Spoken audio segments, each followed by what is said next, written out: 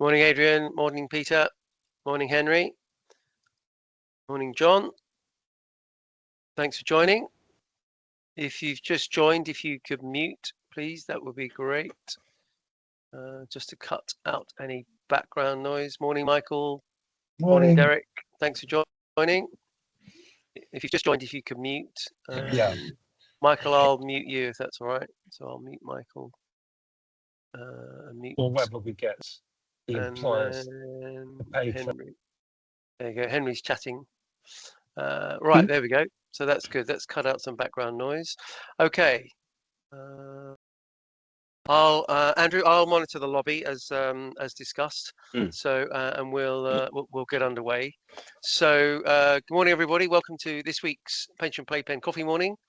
Delighted to have Andrew Watson on from Rethinking Capital, who's going to delight us with his thoughts and pleasures in the wonderful world of accounting. I think is possibly the best summary. Andrew, is that the best summary? That's counting and IAS and all those exciting rules and regulations. As usual, everybody, we are recording, so can we have a thumbs up? Everybody's happy to be recorded. Adrian, Derek, Con, great to see you. And the video will be up later today on the Playpen site. I have told Andrew that you're a nice bunch and that you'll be nice to him. But if you want to ask any nice questions or awkward questions, then please raise a hand and we'll bring you in. And I think Bobby Ridaway is helping Andrew this morning as well. So either Bobby or Andrew can help with any questions. And the chat room will also be open if anybody wants to make any comments in the chat room. And Peter's got to leave at 11. Don't worry, Peter, that's fine. So without any further ado, I'll pass over to Andrew, who can introduce himself. And thanks in advance, Andrew, for your time this morning and look forward to it. It's a pleasure. Thank you, Steve. And thanks, Bobby, for introducing me into this group. So I think there's one more person, two more people are going to join, so maybe I'll just let them jump on. Good. So this morning I thought what I'd talk about is, number one, intangibles.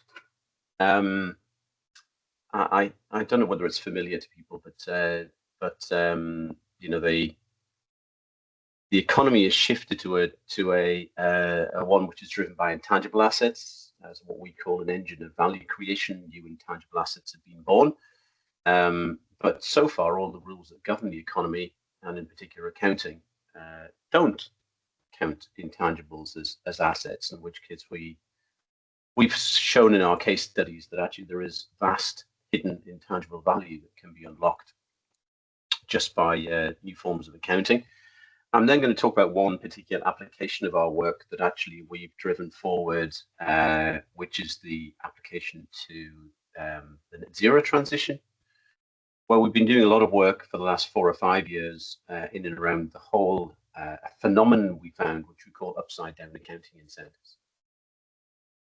I'll describe what they are, and I'll describe where we've got to in terms of engaging with IASB, with PRI, that Mike Clark is helping us with, and now engaging at COP. So I think those two areas will probably take us around about something like half an hour of conversation. What I'd like to do, and I think this is probably the right way to do it, is to have a broad conversation about intangibles first of all.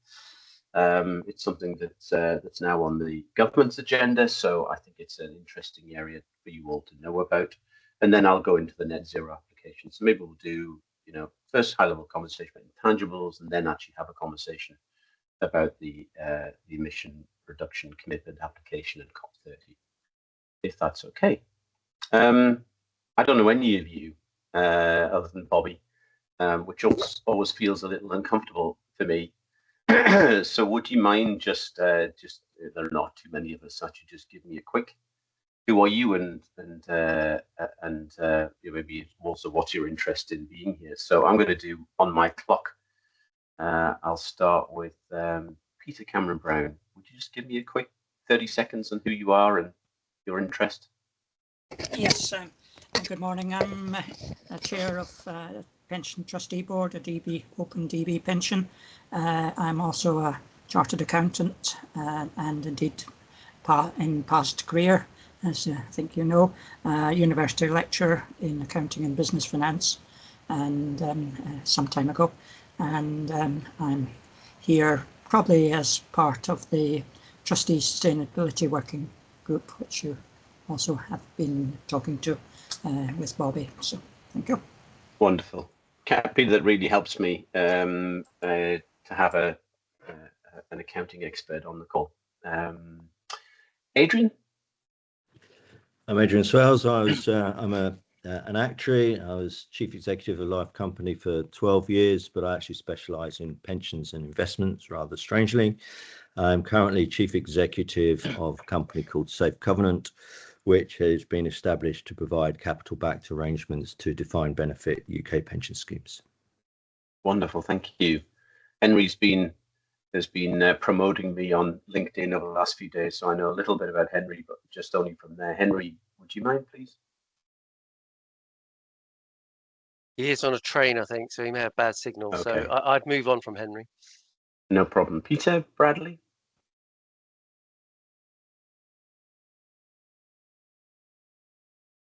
Okay. Michael Bromwich? No, we've got three quiet ones. Derek, do you want to jump in? Hello. Michael's, oh yeah, okay. I'm a retired chartered accountant, professional pension trustee for 35 years. Like you, Andrew, I spent some years at Arthur Andersen, so I'm a little bit old school in terms of how you account for intangibles, including goodwill, but I'm willing to listen. Great Michael is able to speak as a retired professor, but I'll let him speak. Michael.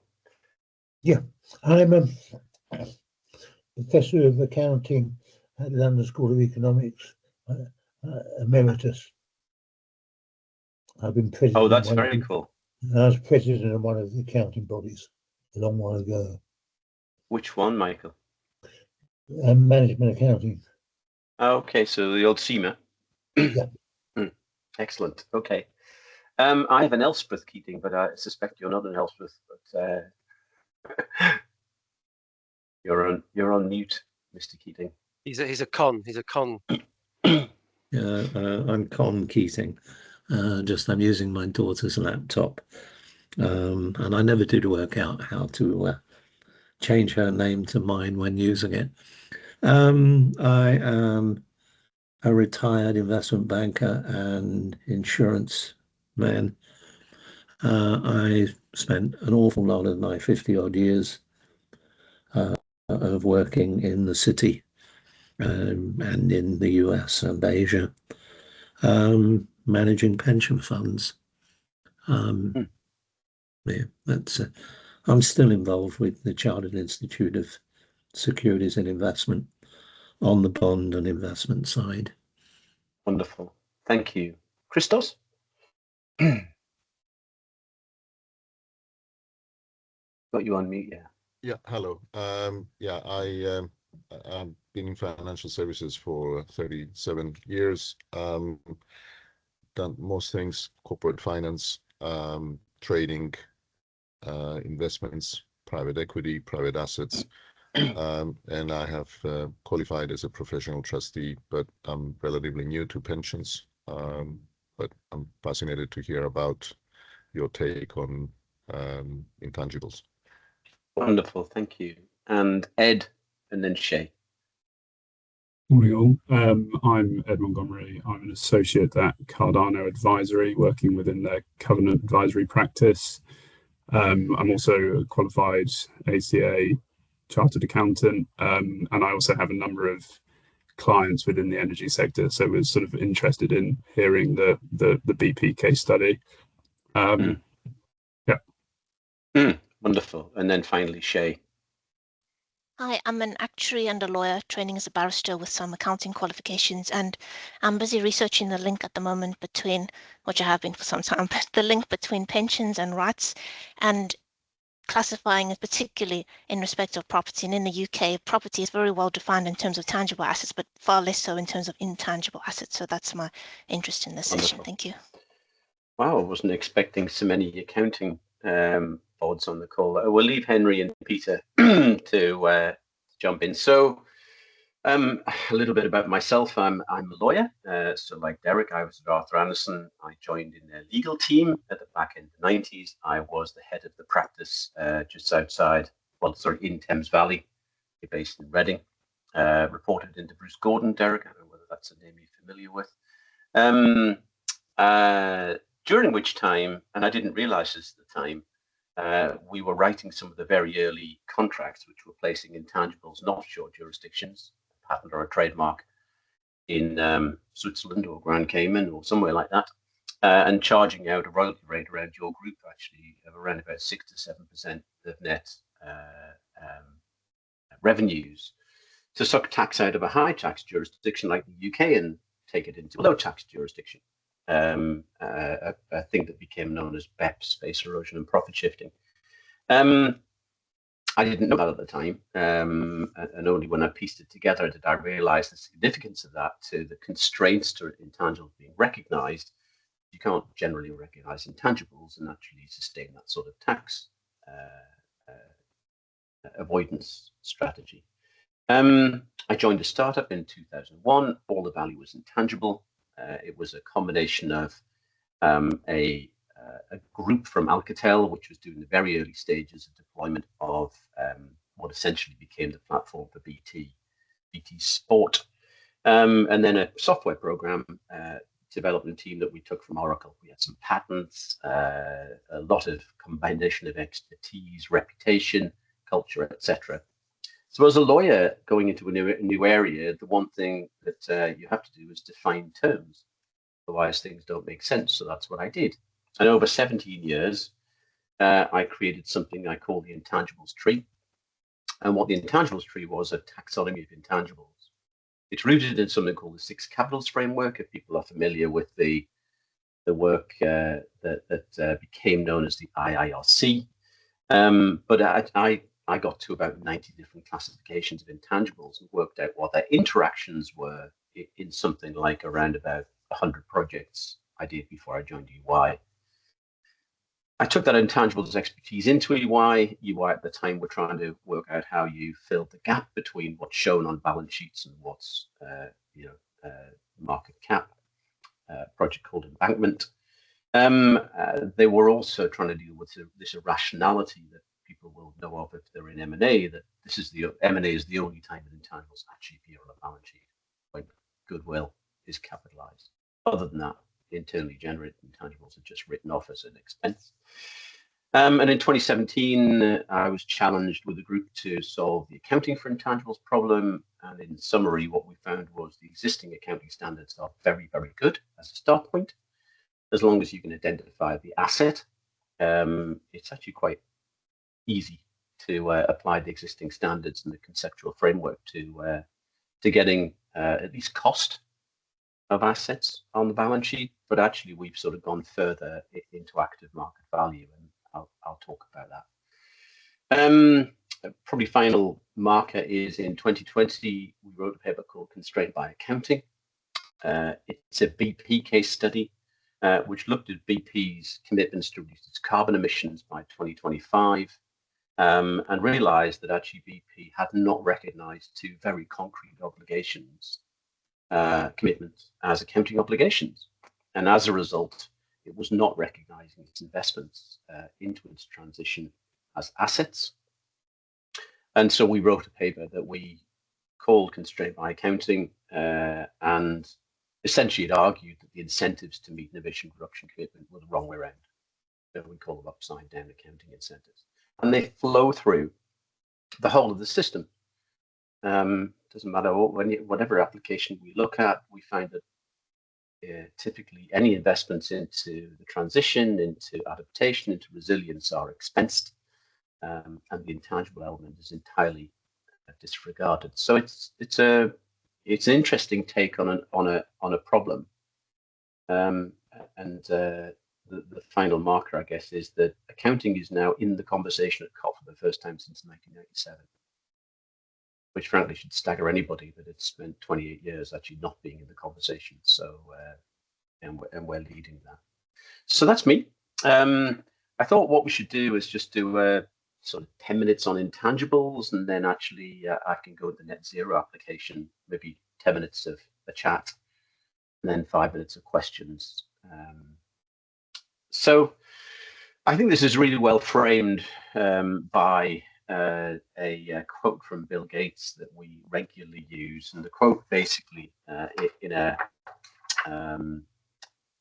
book called Capitalism Without Capital runs as follows. Bill quoted on a book from Jonathan Haskell and Stian Westlake. Haskell is at the Bank of England. Stian's I think now at was Royal Statistical Society. I think it's now NERC. And Gates, when he read this book and then quoted on it, says the following. He says, the portion of the world's economy that doesn't fit with the old model just keeps getting larger. That has major implications for everything from tax law to economic policy, to which cities thrive and which fall behind. But in general, the rules that govern the economy haven't kept up. This is one of the biggest trends in the global economy that isn't getting enough attention. And I think it captures it really, really well. I'm just going to pop a couple of slides up to sort of illustrate this. Come up. Because Bill Gates actually has only touched on the surface of the problem. The problem is significantly deeper than Bill describes. So there's when I started rethinking capital in 2016, I bumped into an economic historian from Edmonton in Canada. His name is Robert McGarvey with a V. He was the first person I'd ever talked to that could actually understand intangibles in the way that I could. Robert and his CPA colleague from Western Canada, a chap called Joe Batty, have been actually working with early stage companies to recognize their intangibles on the balance sheet, and we're having banks would lend to a company that recognized its intangibles and could demonstrate that it was actually managing them as assets. Robert's book, Futuromics, to me is the sharpest insight that this is not a new thing just for intangibles, but actually these big transitions, these big shifts in the asset foundations of the economy have happened at least twice before. Robert is a stratigrapher, so an earth historian, and he recognized this trend in and around 1990 that we'd had these, excuse me, just get a glass of water. Big shifts had happened twice before, if not more. So maybe unfamiliar, but a bit of history. The Knights Templar introduced double entry bookkeeping into northern Italy during the 13th century, 14th century. It then became a real catalyst for new value creation led by the Medicis, and in Robert's eyes gave rise to the Italian Renaissance. And then in the later stages of the Industrial Revolution, it was the later stages, JP Morgan, the man, not the bank, figured out the way to attach capital to hidden value in railroad networks. And there are some remarkable stories, like the story of the city of Dundee investing into and becoming extremely wealthy from investing into a railroad network in Wisconsin. So this catalytic effect of good accounting was shown again. And Robert's view, and this is the point that we're making, is we had the same shift happen again. We have a new way of creating value through intangible assets, but the rules are stuck in the past, and in particular, accounting is so important to tag, label, and show this hidden value. This is a fairly familiar slide, which I don't know whether people have seen before, but this is a very rudimentary slide from a group called Ocean Tomo out of Chicago that I first saw in 2005, showing the gap between what's reported on financial statements and this gap to market capitalization. And you've got all these different types of intangible assets that make up the gap. And our job in Rethinking Capital is to try and show that gap. To just give you a couple of a couple of case studies. When we first started doing this, we decided we'd sort of try and restate financials from the outside looking in. These are historical numbers of things we did in around 2020. We looked at not BASF, Bayer from the outside, the maker of aspirin. And we found 129 billion of undisclosed value in Bayer. The reason being that the asset that Bayer was classifying was a patent, and it would therefore depreciate its assets over the life of the patent. Whereas actually, if you look at aspirin, for example, which I think generated at the time about 1.4 billion a year for Bayer, actually the intangible asset is a combination of the patents and the packaging and the supply chain and the Bayer cross, etc. And we therefore reclassified the asset to find, the true asset value of Bayer. We did Novo Nordisk in 2020 in combination with Novo Nordisk when its market cap was 150 billion, and we found 226 billion of undisclosed value. It's very similar to look at the true size of intangible value that exists in reality, but actually is not being unlocked because accounting is really stuck at around about 1980. So we set out in 2017 to work out how to move the system to a set of financial statements which did represent reality to unlock value for pension funds, investors in general. Robert's work did demonstrate that investors recognizing this hidden value was the catalyst for change. Morgan and the Medicis both showed that example. But we realized by 2020 you couldn't shift the system in one jump, so we had to find a application that could actually start to recognize it in one area. I'll stop there and just maybe do 6-7 minutes of questions and comments. Peter, Cameron Brown, I think you'd be wonderful to hear from. Michael, as an accountant, that'd be great. Derek, please feel free. Let's just have a free conversation about the area and see what people think. Who wants to go first? Peter, do you want to jump in?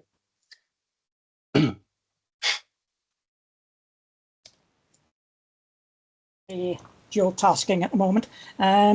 So I just haven't got anything particularly to add. I just put up the PRI because I realised you'd use that phrase and didn't understand what others might not know what PRI stood for.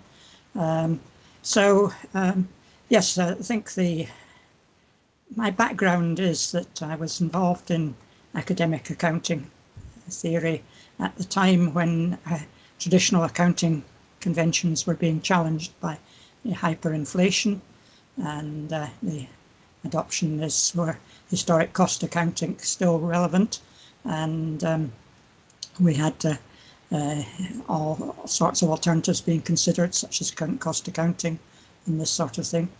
They were seen as an address to a problem at the time,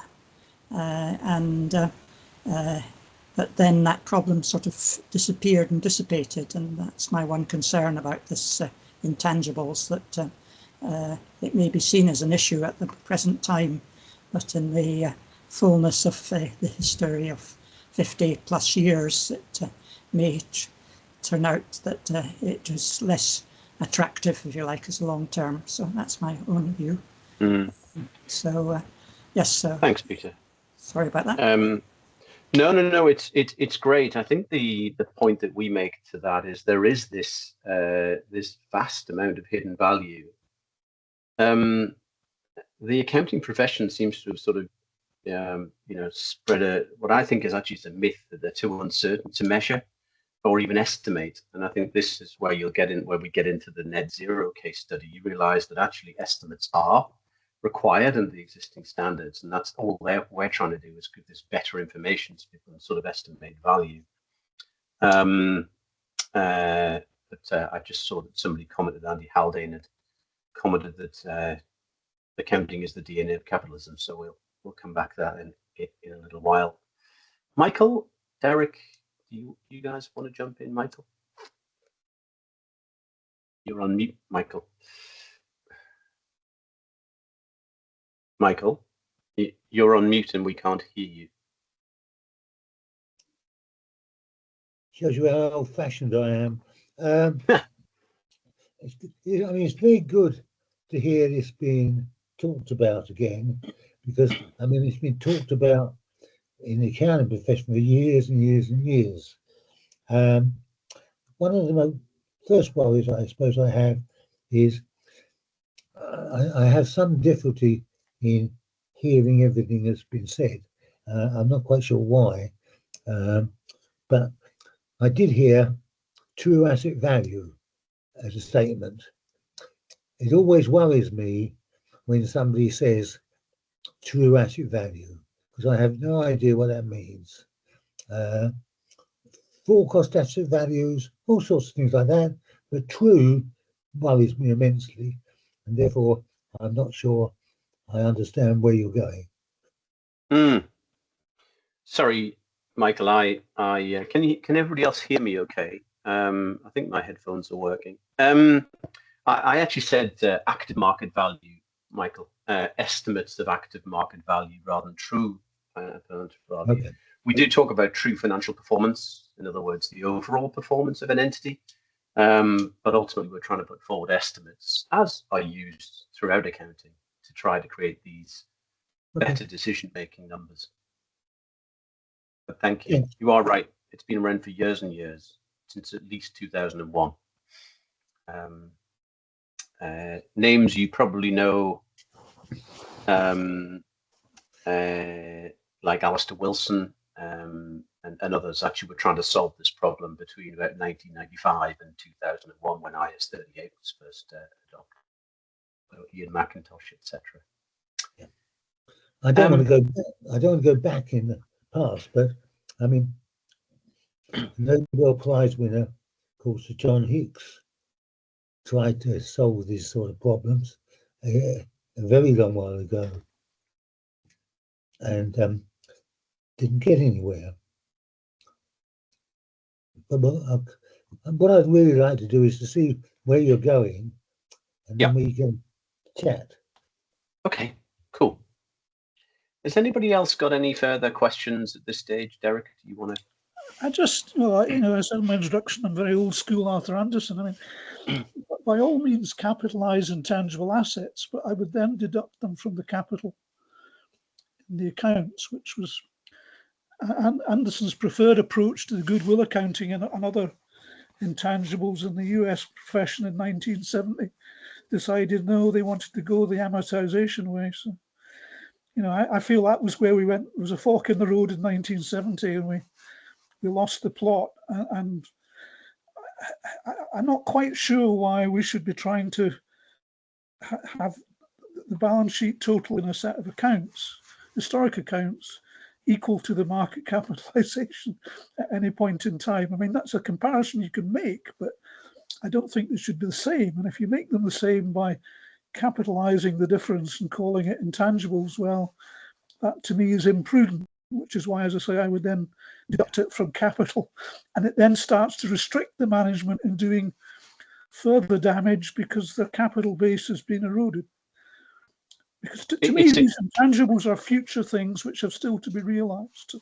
I have a lot of, I don't 100%. Always agree with Andrew Haldane, but I do have a lot of sympathy with that quote of his, which I gather is now about 12 years old, but it still seems as valid today as when he said it. Oh, yeah, Andy, we met Andy last year. No, I didn't realize I hadn't seen that quote. I'll cut and paste that.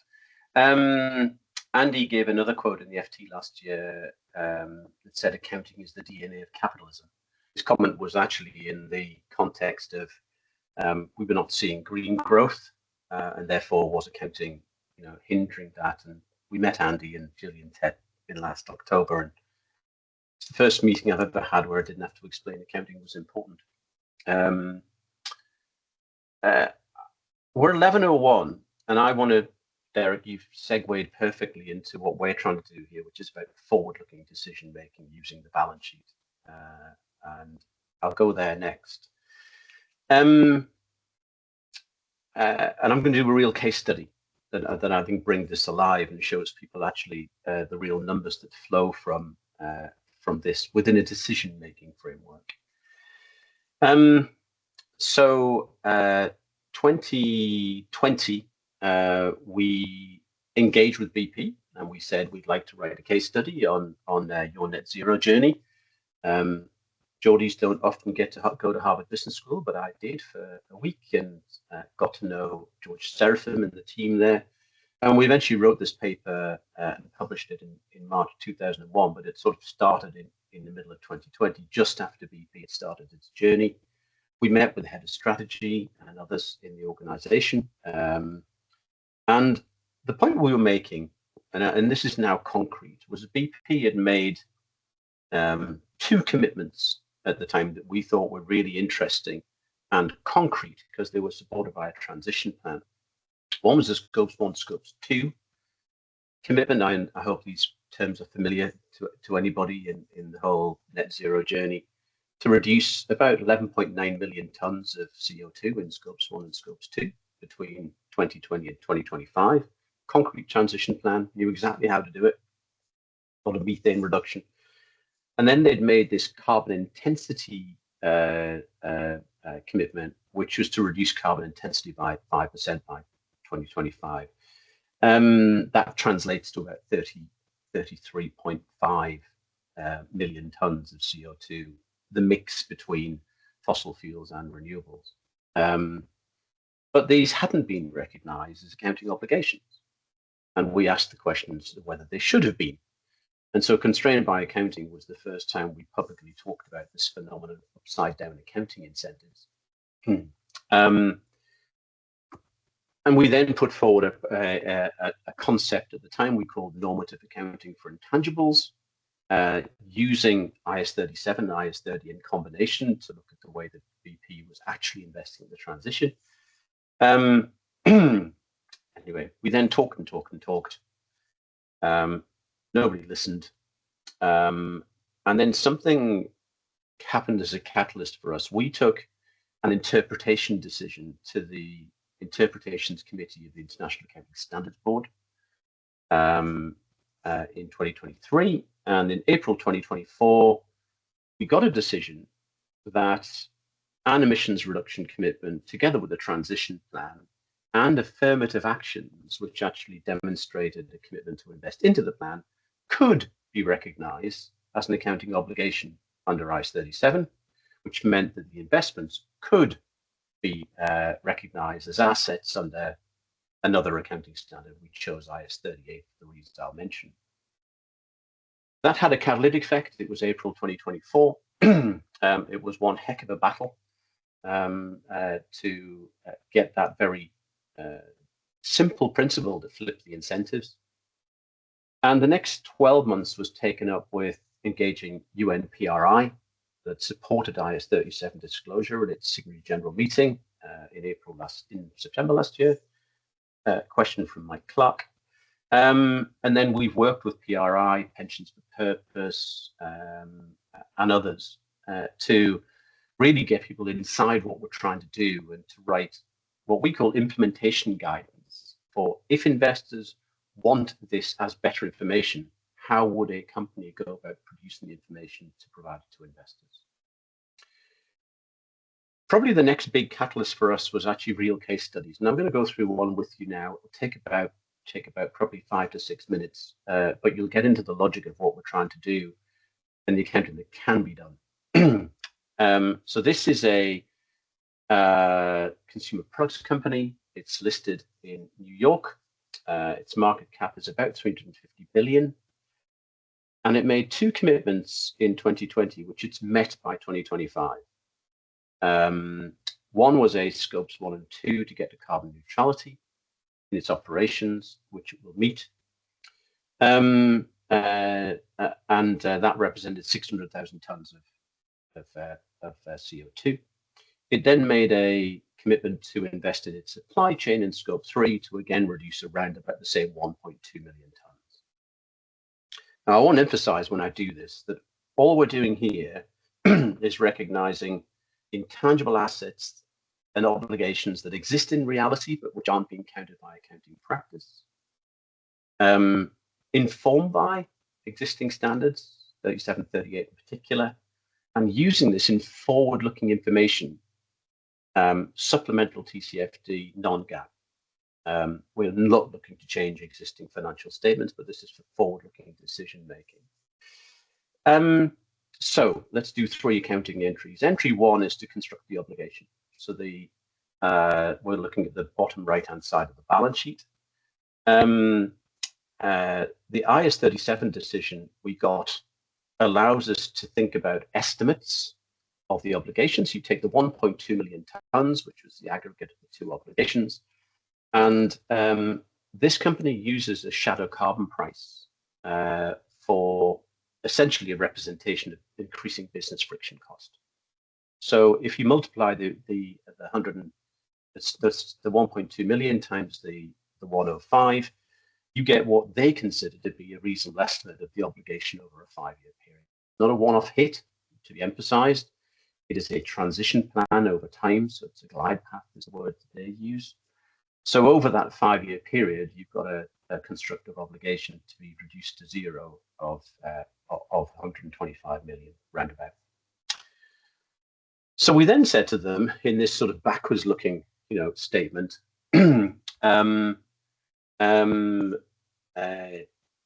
what did you invest into by activity to meet this obligation?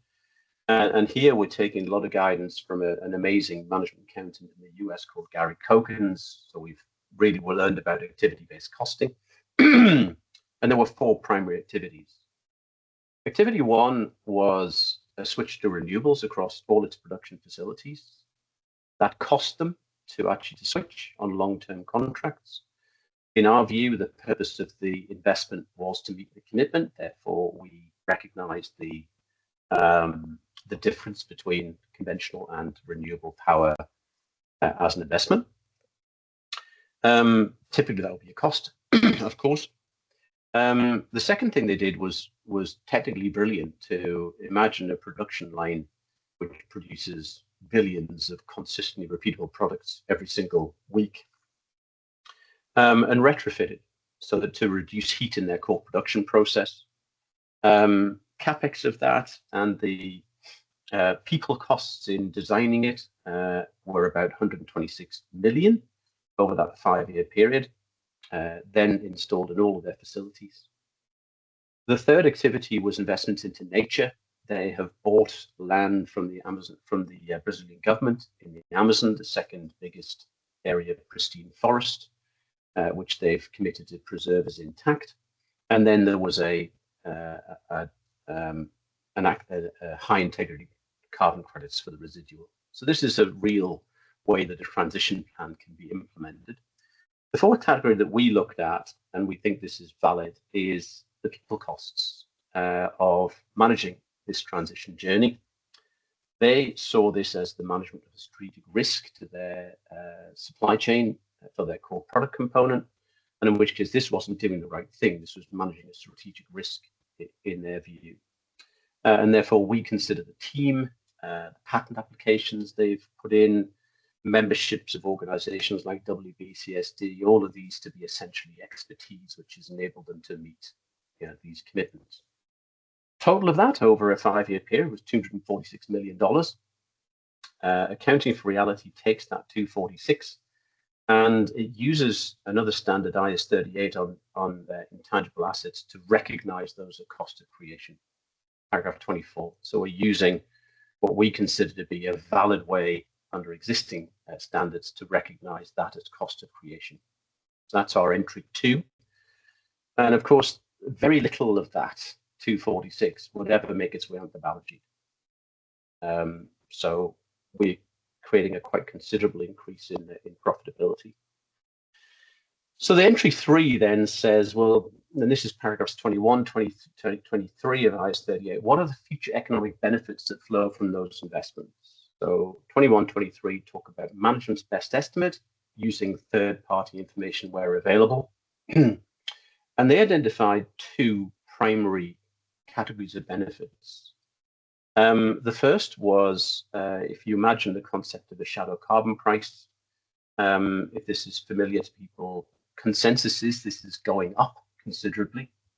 BP's is currently at 50, Swiss Re are at 200, BASF at 340, SAP 226. So you've got some big ranges of this business friction cost, and we look at the economic benefits being the costs avoided as externalities are further imposed on companies. And just for illustration, they used a number of 356 per ton of CO2, which comes out of the Harvard Group I mentioned. So it gives you around about a 3.2 times return on investment, which seemed to be for them a sensible way of thinking it through. The other thing, Director, the entity we focused on, is a paper that I can share. It's called Reimagining Accounting to Manage Climate Risks. It's by Standard & Poor's Imre Guber, published to S&P subscribers in 2020. And Imre uses the point that in the 12 rating components that actually Standard & Poor's use to rate their 6,000 companies across the world, 11 are Standard & Poor comparable, and 1, climate and sustainability, is non-comparable and non-financial, in which case actually they support what we're trying to do as creating this all comparable financial data set. And Imre has been part of our group presenting to PRI and others. So if you summarize that case study, and I'll just make sure people are familiar with the logic there and stop for questions. You've got a constructive obligation under IAS 37 that goes from 125 to 0 over the 5-year period as that commitment has been met. You get something like 246 million of expenditure, which is capitalized at cost. Clearly a significant increase in profitability as a result. And then you get future economic benefits, which total, including the 246, in their estimate, would be around about 900 million over that 5 years, and clearly the opportunity to improve credit rating as well.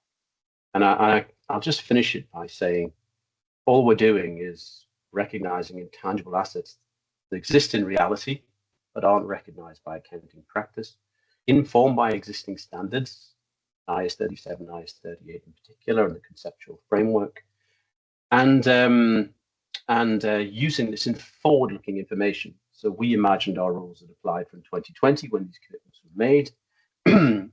So in forward-looking commitments reported to external stakeholders as non-GAAP supplementary TCFD information. So I'll pause there and hope that makes sense to everybody. Should we pause for questions, and we'll go for about maybe 8-9 minutes, and I'll quickly do BP. Who wants to go first? Michael's got his hand raised. I don't know if that's an old hand. Is that an old hand, Michael? You're on mute, Michael. By the way, Michael's got, I think he's got a pipe, which is very old school. I think that's the first time I've seen someone smoke a pipe for many a year. So well done, Michael. Can you unmute, Michael?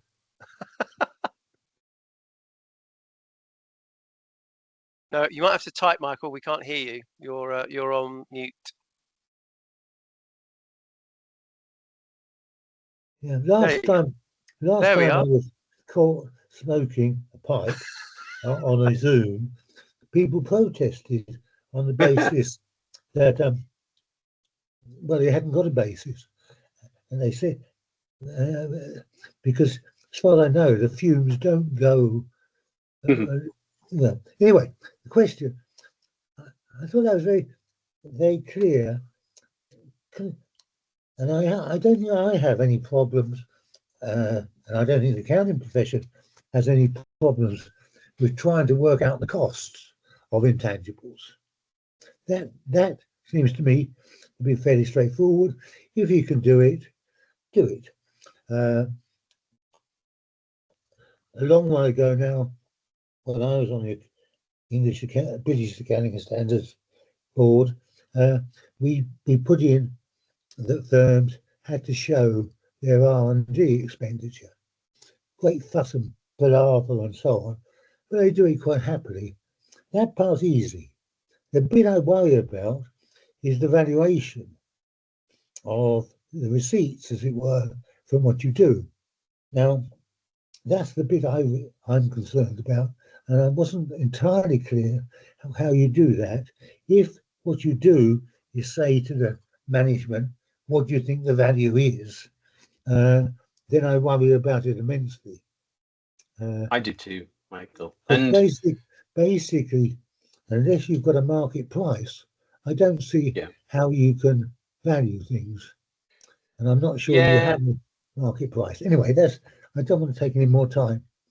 No, it just to be absolutely clear, in the conversations with PRI and Pensions for Purpose, since PRI supported the IAS 37 decision, we've been working with them both on what we call implementation guidance for investors. In other words, actually, let's say investors want this information and they want to have it created in a consistent way.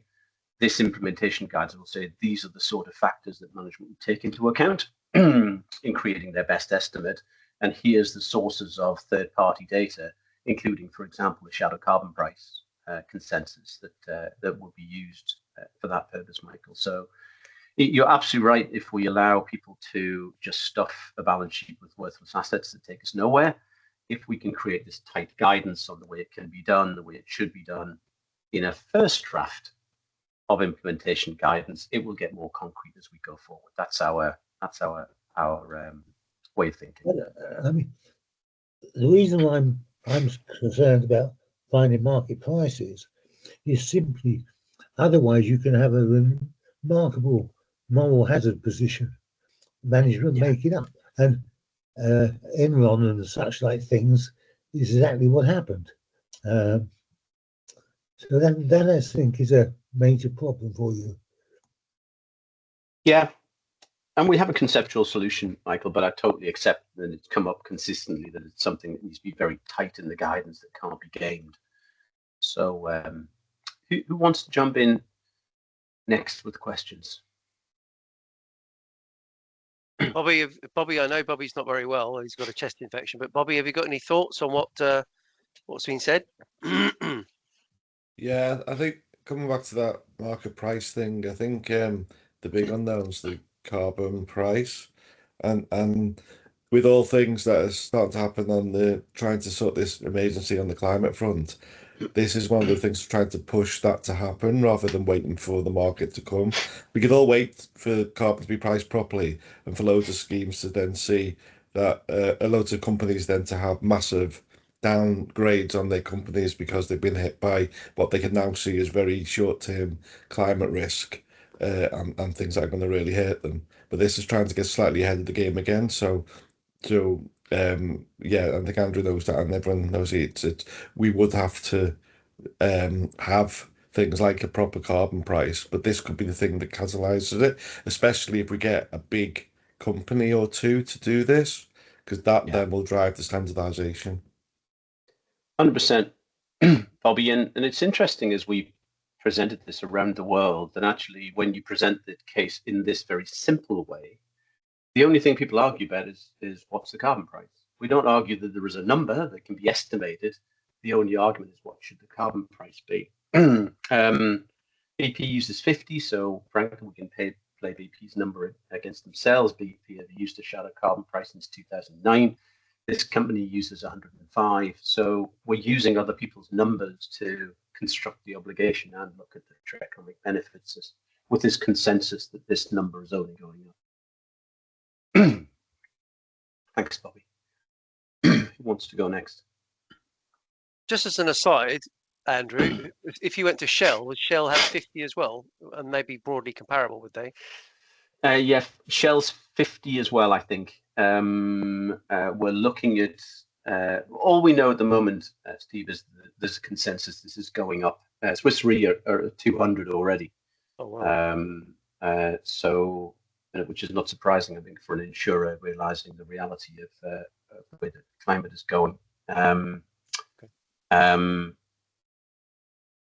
Yeah, I suppose I make the point again.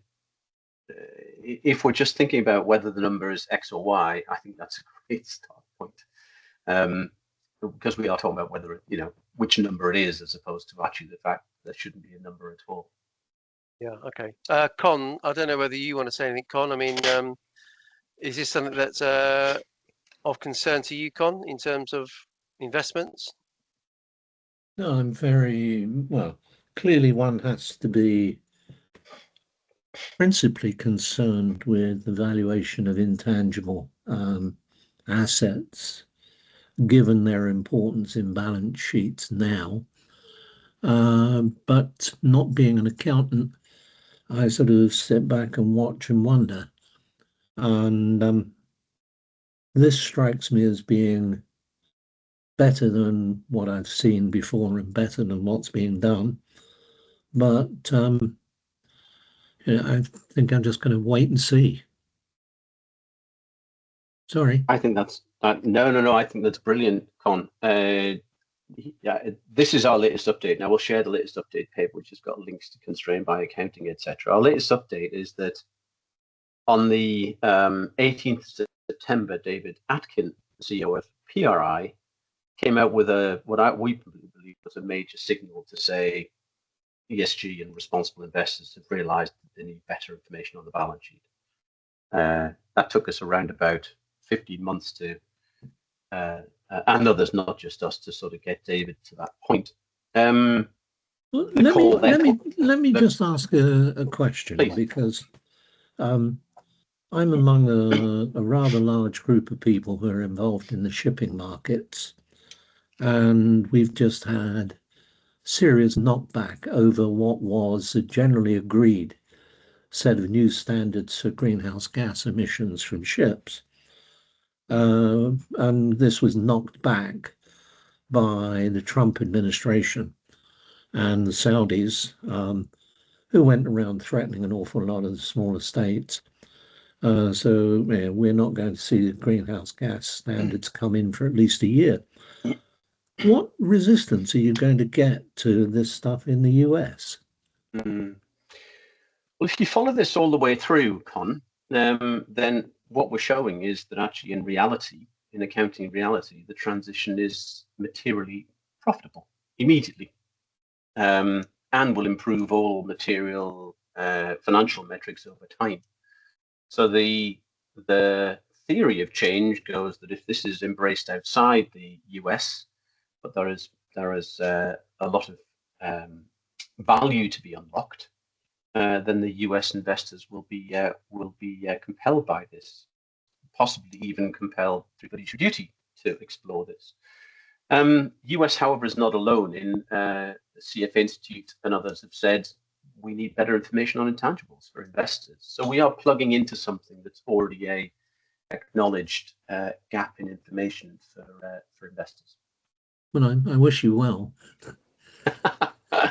I do too. Yeah, but thank you.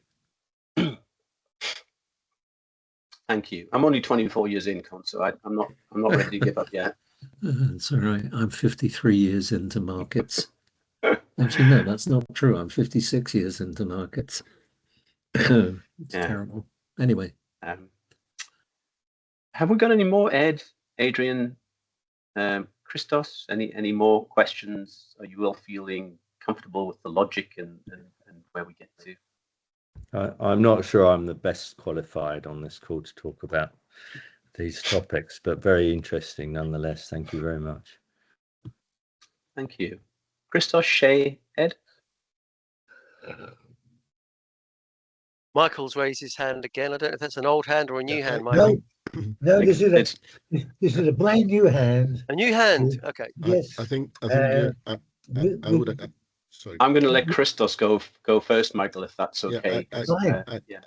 I would agree that if you're getting to the point where people are arguing about what the right number to use is, you're onto something that is going to, over time, be adopted.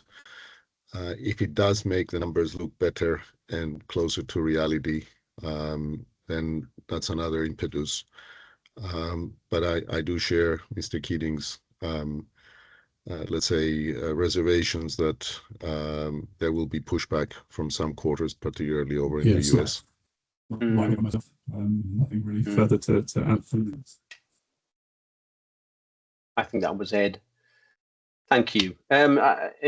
the pushback that we actually thought was going to happen, interestingly, Con, etc., was from the Big Four. But remarkably, since London Climate Action Week, I think the Big Four have realised that they have to step in, and we've got a position statement from them that if the market starts to embrace this, they will respond, which frankly is as remarkable as I think I could imagine. Well, it's yeah.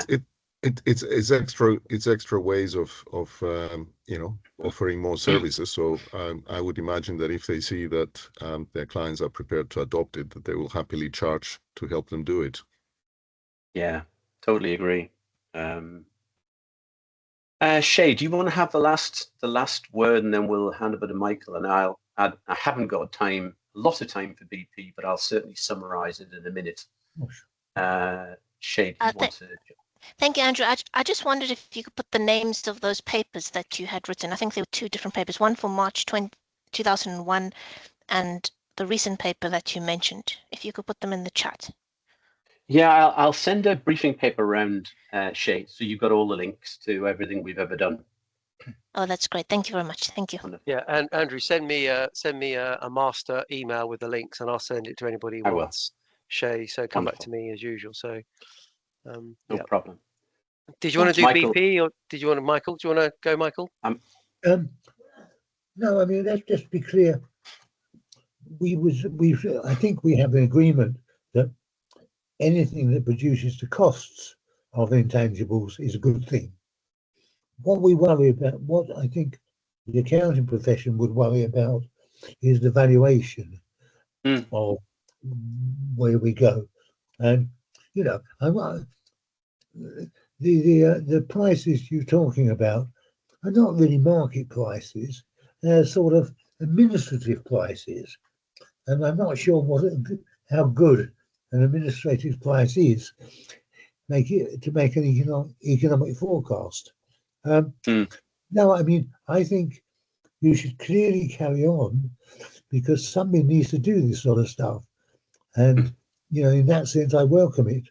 But I do think, like so many things we say today, it's a bit of a long journey to go yet. And the real joy would be if you could actually manage to fill the gap between the stock market value and the accounting value of firms, then you really would have got a prize. Yeah. Thank you. No, I'll just finish, and this is very, very, very quick. So there are a group of 4 of us right now, 2 accounting professors and a former KPMG partner, are doing an outside-in analysis comparing BP with Total and ADNOC.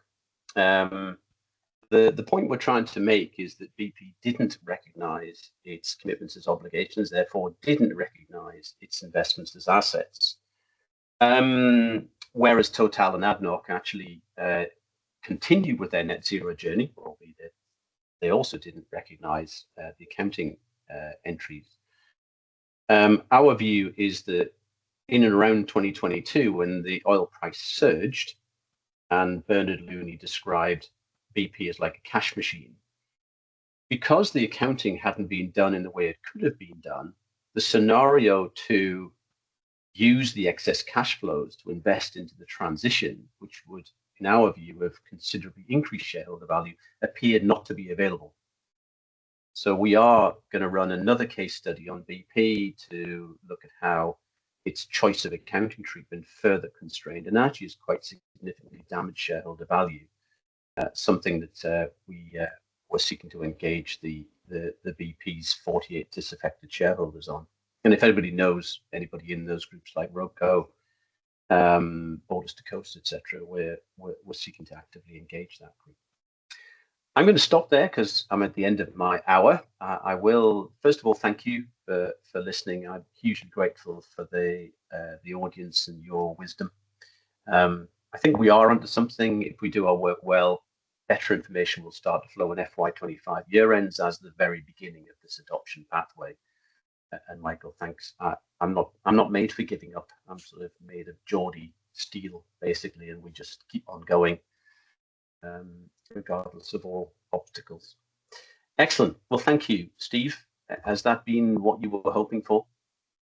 Yep, absolutely perfect. Yep, I think that was a very enjoyable session and well received by all parties. And yeah, it's a long way to go, but you know, you had the baton and you're taking it forward, Andrew, which is brilliant. So you know, if anybody wants to help Andrew or provide any assistance to Andrew or reach out to Andrew, then yeah, you've got his email address. Contact him and take that forward. So, but yeah, if you could send me the links, Andrew, that'd be great. Will do. The publications, and if anybody wants them, please please come back to me. Lots and lots of thanks in the chat Yes, room. please, So Steve. yep, Yeah. Con. Yes, please. On the links, I'd like to read that material. Yeah, that's fine. Yeah, Brilliant. everything in there. Wonderful. Fantastic. And the video today will be up. And next week we've got CDC update. So if you like CDC or love CDC or hate CDC, then join us next week for CDC. But there we go. But so Andrew, thank you very much for a great presentation. Really appreciate that. Enjoy the rest of your day and the rest of your week. And thanks everyone for joining. Hope you enjoyed it. Thanks. All right. Take care. Bye. Bye. Bye.